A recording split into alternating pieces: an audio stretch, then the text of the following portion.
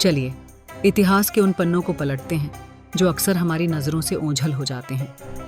तो तैयार हो जाइए, क्योंकि आज की कहानी किसी राजा या युद्ध की नहीं, बल्कि एक छोटे से चावल के अनाज की है जिसने पूरे इतिहास का रुख बदल दिया। हम बात कर रहे हैं 14वीं सदी की, जब चीन में मिश्रित चावल का खोज हुआ। इस चावल का नाम था चंपा राइस। ये चावल वियतनाम से चीन तक कैसे पहुंचा, इसके पीछे हैरान कर देने वाली दास्तान थी। चंपा राइस इतना विशेष क्यों था, ये जानकर आप चौंक जाएंगे। इस विशेष चावल की खासियत यह थी कि इसे सिर्फ 3 महीने में उगाया जा सकता था। इसके अलावा यह मुश्किल से मुश्किल परिस्थितियों में भी उगता था, जहां पानी कम होता था। उस समय चीन की अर्थव्यवस्था और समाज पूरी तरह कृषि पर निर्भर था, लेकिन बार बार आने वाले सूखे और बाढ़ ने फसलों को तहस नहस कर दिया था। और तभी चंपा राइस का आगमन हुआ। वियतनाम से आए इस चावल ने चीन की कृषि व्यवस्था में क्रांति ला दी।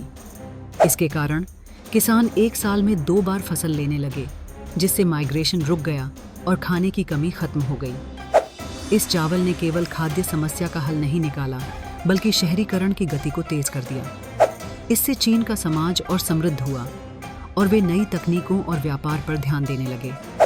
इतना ही नहीं, चंपा राइस की वजह से दक्षिणी चीन का क्षेत्र, जो पहले उपेक्षित था, वो अब अर्थव्यवस्था का केंद्र बन गया।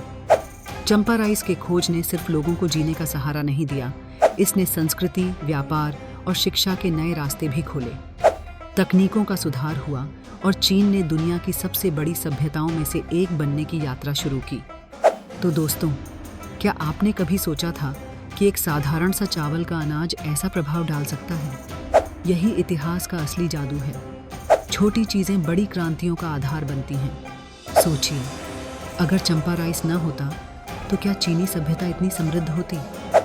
तो अगली बार जब आप अपनी प्लेट में चावल देखें, तो याद करें कि एक समय में ये नन्हा सा अनाज भी महान इतिहास का नायक बन चुका है। इसी तरह की और दिलचस्प कहानियों के लिए जुड़े रहिए फैसिनेटिंग हिस्ट्री के साथ।